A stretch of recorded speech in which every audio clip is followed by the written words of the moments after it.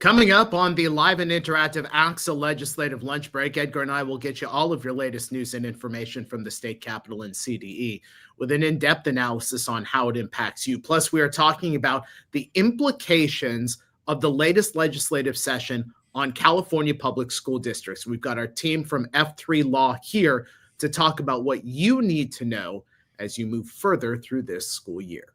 The ACSA legislative lunch break starts now.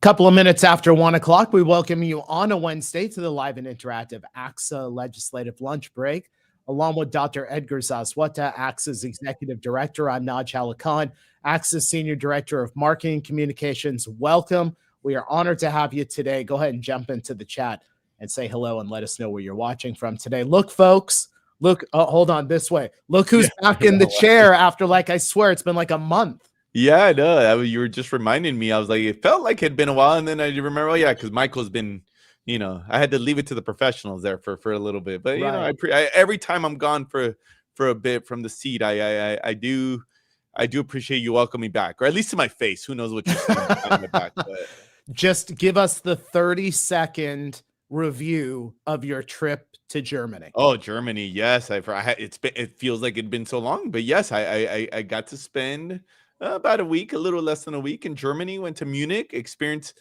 Oktoberfest for a couple days, which was quite an experience. Check that one off the list. Yeah.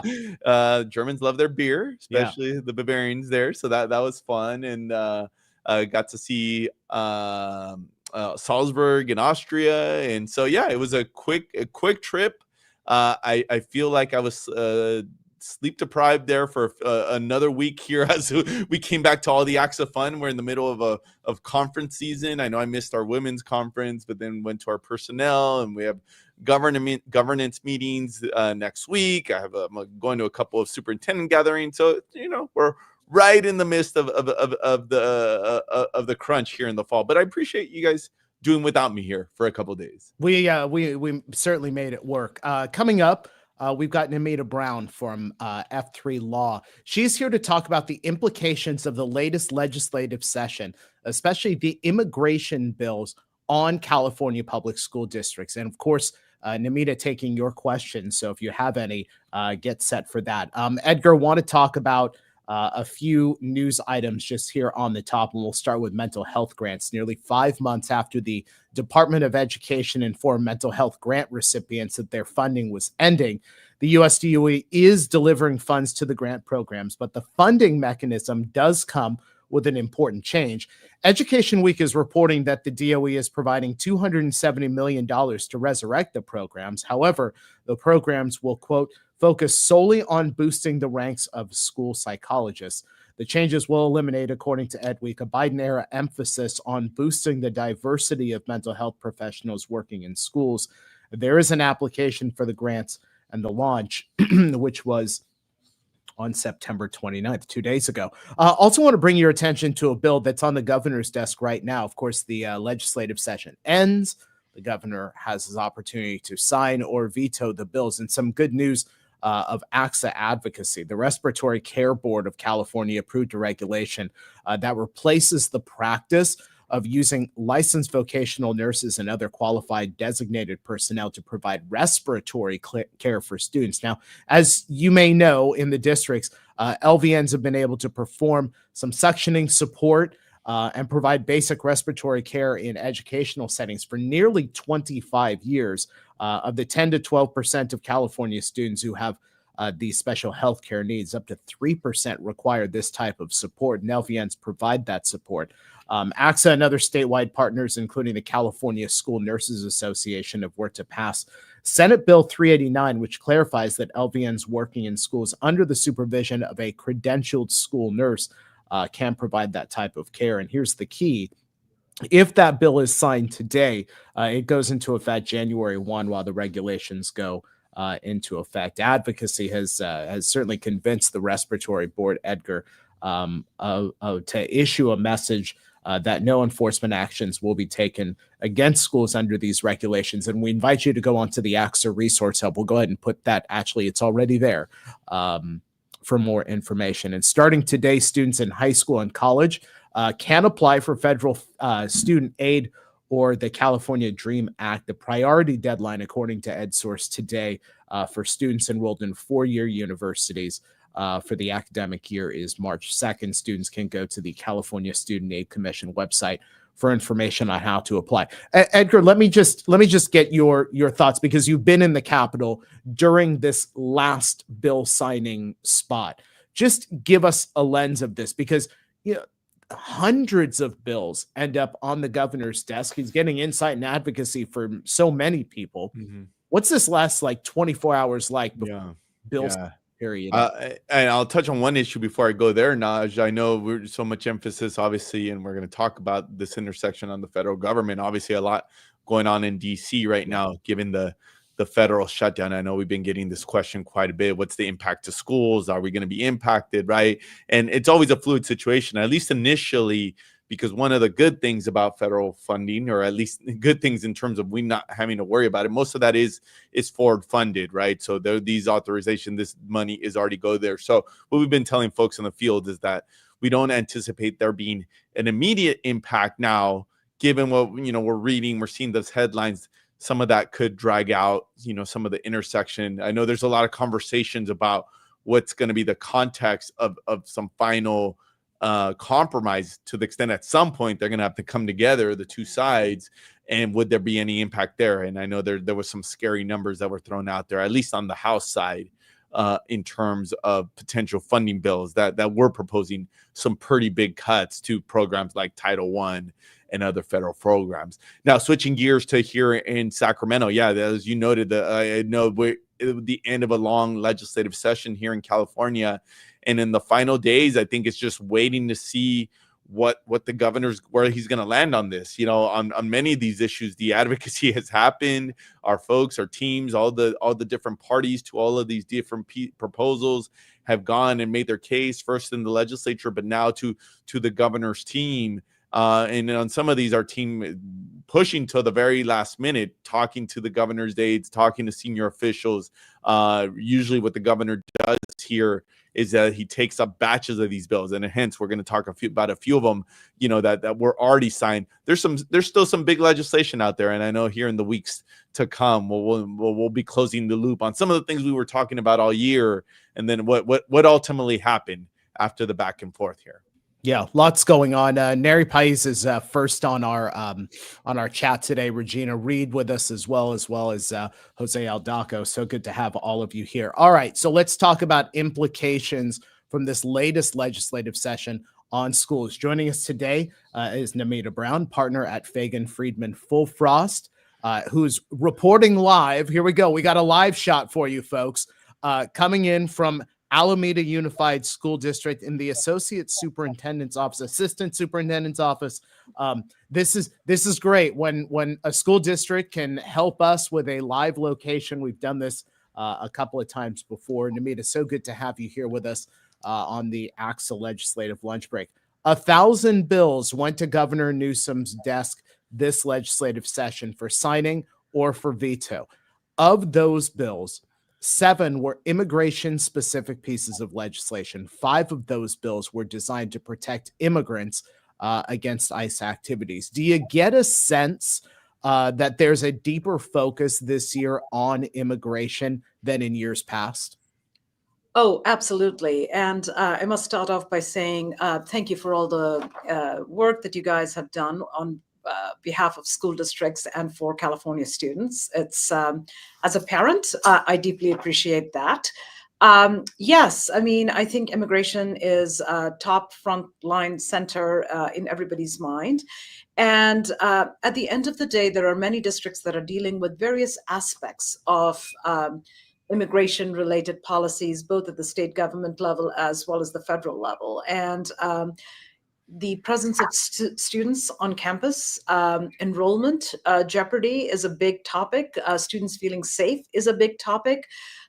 Teachers making sure that they are providing the best safe education environment for their students is a big topic. So the governor has listened to the various constituents in California, and there is a lot of activity in making sure that students still have a safe, secure, optimal learning environment. And how do we provide that on school site, on our school campuses, and also making sure that the community that is so essential to having the student support, their parent community, the school community feels safe. And that has been the focus of this legislative session. A lot of focus on community, a lot of focus on communication, a lot of focus on student safety.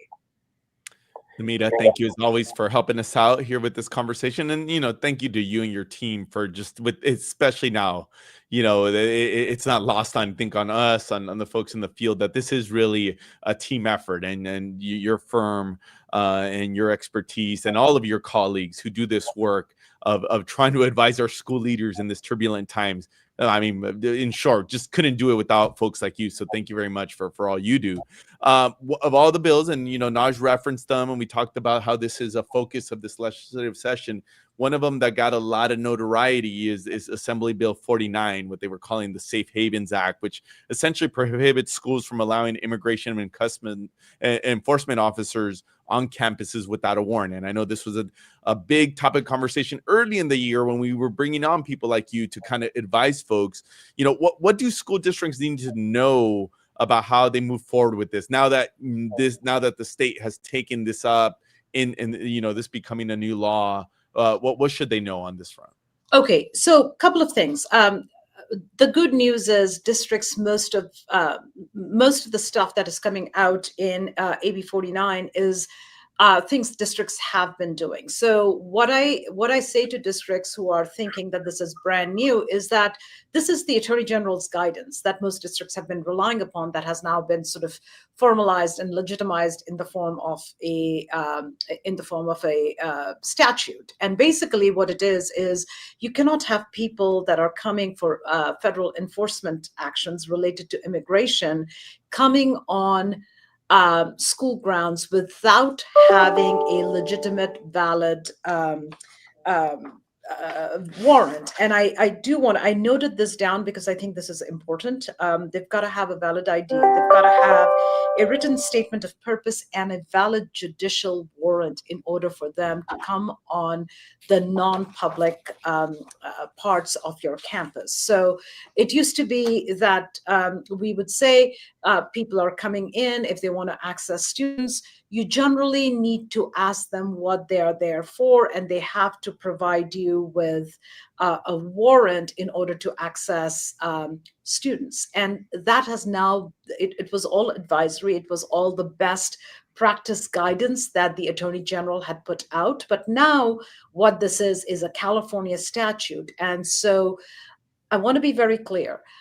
When you get an ICE agent or any kind of a federal immigration enforcement officer or a person furthering that particular cause come on your campus, you are allowed to ask for these things. I think there is going to be a practical difference whether or not they are going to comply with your request to show that is the and I have no practical experience in it. I'm saying it because there's a lot of talk happening both on the state level as well as a federal level around whether or not they have to comply. ICE has to comply with California state laws. I do not know the answer to that. They don't. Federal laws, or federal officers are saying they don't have to. California is saying we must. So there is a fight brewing. So having said that, what we have to deal with is what are the front office workers who are sitting in a school site, how do they interact with ICE agents? I think they are completely within the rights to ask for these things. Call the superintendent or the district designated compliance officer, and then provide access to the students. Now, can they turn around and tell the district frontline worker that they are not going to comply with it? Absolutely. What are the ramifications of that? We do not know. But at the end of the day, there is a process in place where an employee is going to comply with California law by asking a person who's coming onto campus saying that they want to talk to student A, B, or C, saying, hey, can we see your identification and can we see whether or not you have a valid warrant? And that is a protection that we did not have in statute that this legislation provides to district staff, district students, and district administration, that we can sort of uniformly operationalize within a district so that every school site knows what they are supposed to do. And we should be providing training to all our employees on this issue. Namita, let me ask you a follow-up. I know you got to one of the crux of the issues that I know is still like there's not an easy answer, but I kind of want to get your informed perspective here from a legal perspective. How do you think this plays out with this interaction of the federal dynamic and the feds saying, hey, look, federal law trumps state law, our state officials saying, hey, we just passed the law, you have to abide. Is there going to be more litigation on this front? Like how do you see this playing out in the long term? So there is going to be litigation on this. And I don't think any district wants to be the face of the litigation. At the end of the day, I think everybody, when there is, with any valid judicial warrant, whether it's ICE, whether it's an FBI warrant, whether it's even a local law enforcement, your community law enforcement, if there's a valid judicial warrant, we want to comply with it. What I say to districts is the bigger tussle is for bigger districts, and what you want to do is make sure your students are safe and your personnel who are helping the enforcement officers or federal law enforcement or state law enforcement, that they are complying with the law. And I think you do not interfere. I stand by that, because you don't want to adopt a policy where you're going to interfere with a active law enforcement investigation. You want to be clear about that. You also want to be clear that you don't want to have your employees incur injuries in trying to I don't want to use the word interfere with a search or interfere with a valid investigation, but really they have a role to fulfill, as do the feds. And unfortunately, these are political differences that are going to be played out in bigger courtrooms. And we are representing at the micro level schools and parents and communities and administrators and teachers and classified staff. So I think we stay out of the big fight. We just try to create the safest environment that we can for our students and comply with the judicial warrants. But yeah, that fight is yet to be seen. And I can't. These are unprecedented times. We are seeing new battles come up that the Supreme Court is taking on that we've never seen happen before. So I cannot speculate. But at the end of the day, as an employee of a district in California, you are complying with California laws, and you're expected to comply with federal laws. And folks, if you have any questions for Namita Brown, partner over at F3 Law, go ahead and put those into the chat. I say that because Clay Ross put in a question about Senate Bill 98, which is what I was just going to ask you about, Namita. That requires schools to send notifications to parents, guardians, and staff if ICE is on campus. Now, there is a deadline of March 1st, so we're talking about a very tight timeline to implement this notification, create and then implement this notification system. So from what you're hearing in the field, is this going to be a challenge to meet that deadline? And are districts just going to replicate what they already have in their school safety plan to be able to meet that March 1 deadline? Yeah, really good question. I don't think the operationalizing of the notification is going to be a big deal. School districts all have Parent Square or some other kind of notification that they implement, to notify parents about, if there's an active shooter or if there is, a lockdown or whatever. So I don't think it's going to be the actual implementation that is going to be problematic. I think what is going to be problematic is the sphere of context, which has sort of expanded. It used to be that you notify parents and you notify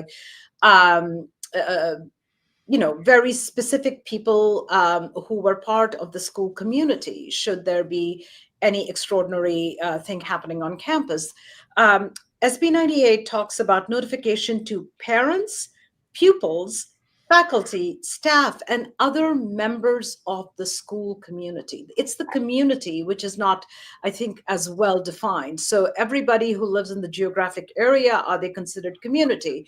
And now we're talking about pupils, right? So there is the pupil notification also that becomes a little problematic. How do you notify every student? What is going to be the impact of that? How are students going to feel about that message that they get? And then, the variation on the messaging. It's not going to be the kind of messaging that we are used to pushing out, which is lockdown or active shooter on campus, or this is a fire drill. How are you going to discern messages which are going to be age appropriate? So does it mean that there is going to be a more sensitive K-5 messaging versus a 7-12 messaging? I mean, those are some of the bigger issues that we'll have to deal with. The school site safety plans, yes, you've got the March 1 deadline that districts can tweak and have a process, and we'll have an updated methodology of letting people know. But I think there are going to be these other granular pieces around who constitutes the receiving end of this notification that is going to be more nuanced and more problematic and needs to be thought through. And Namita, Edgar, let me just butt in here with a quick follow-up, because you talked about notifying pupils, and how do you go about notifying pupils about ICE on campus, which brings us to that whole cell phones on campus kind of discussion about what is the mechanism, what is the message, because your K-6 message may be different and the delivery models become different. Does all of that become complicated then for districts to be able to address, especially if some districts don't even allow you to hold your cell phone while on campus? Yeah, and I mean, look, notifications don't have to happen via cell phone. Every district, every student nowadays has a district issued email, and so it could be via email. And again, it says immediate notification. What does immediate notification look like? Does it mean the front desk person, the district office staff?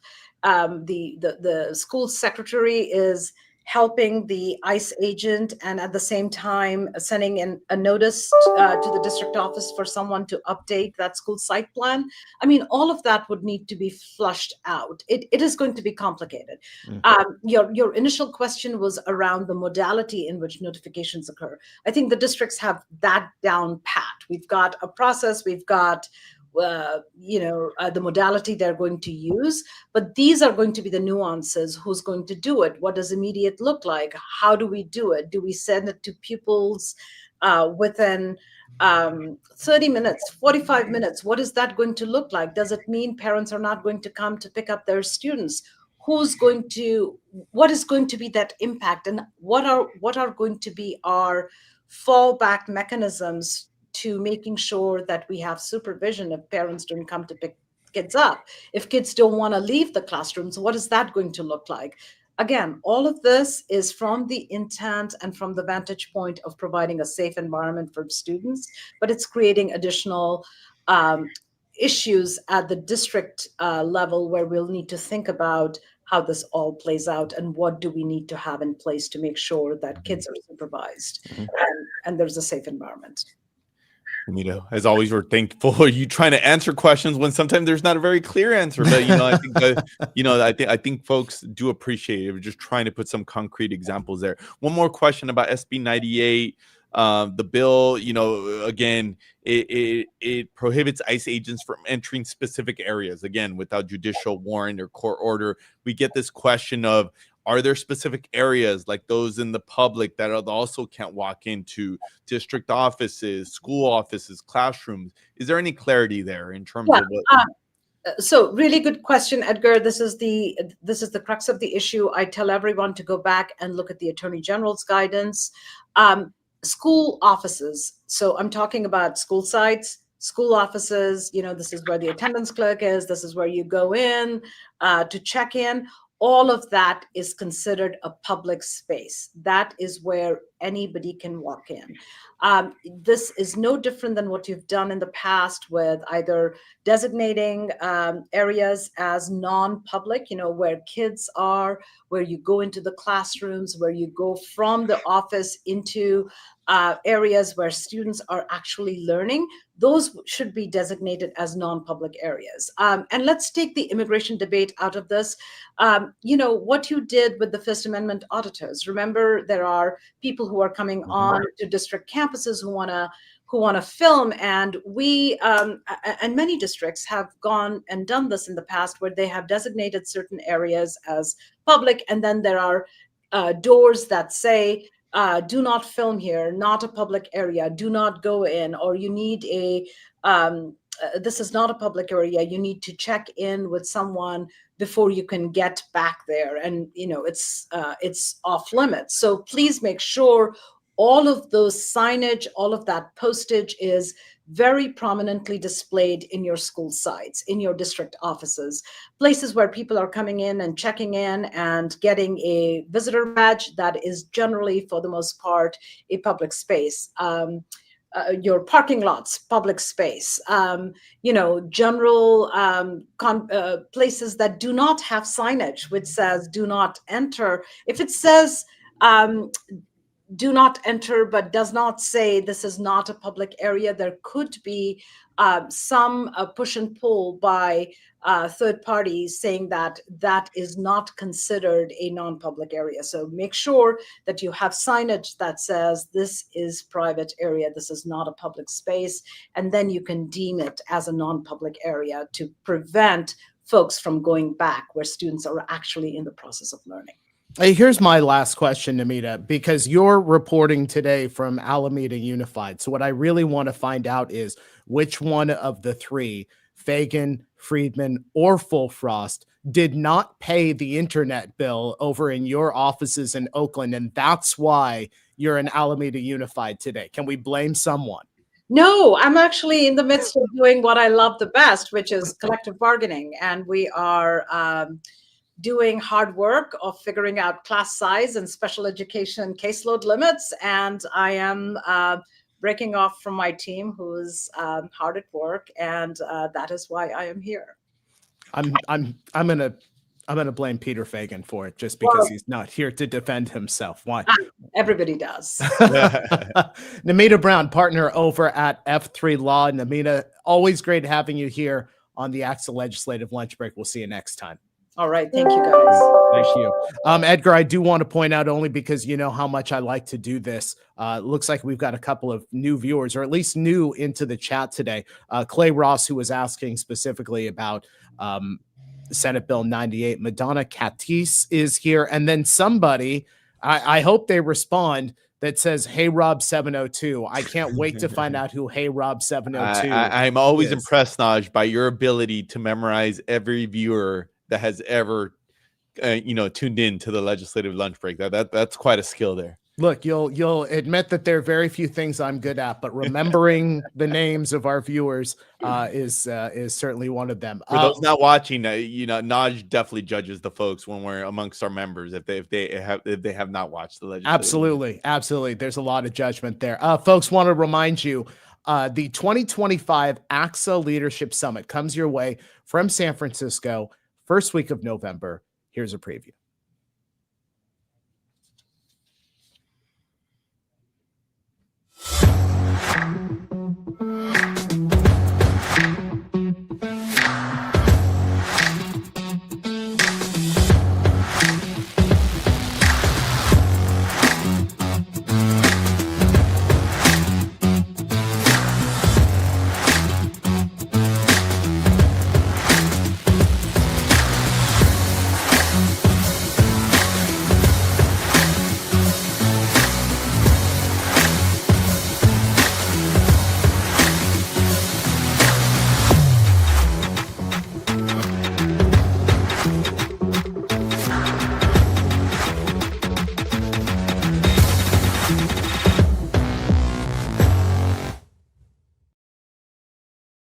That is ACSA Leadership Summit, November 6th through 8th in San Francisco.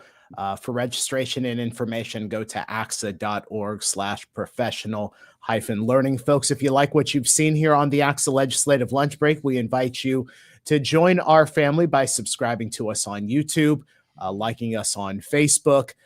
When you do, you'll get instant alerts when we're about to come on the air with breaking news, and then previews of our regularly scheduled Wednesday show. That is if you have your notifications on. Also, if you have a great story happening in your school district, we want to tell those stories too. Go ahead and send us your talking points, your photos, your news releases to Michelle Carl, mcarl@axa.org. Okay. Hey, Rob says he was watching on my phone, which is logged into his personal YouTube. Hey, Rob equals mascot of UNLV and 702 Las Vegas area code. Okay, there you His son attended UNLV. So you asked and you got it there. I asked. Yep. I won't give him a hard time for being a UNLV person as a San Diego State guy. You know, I won't give him a hard time about that.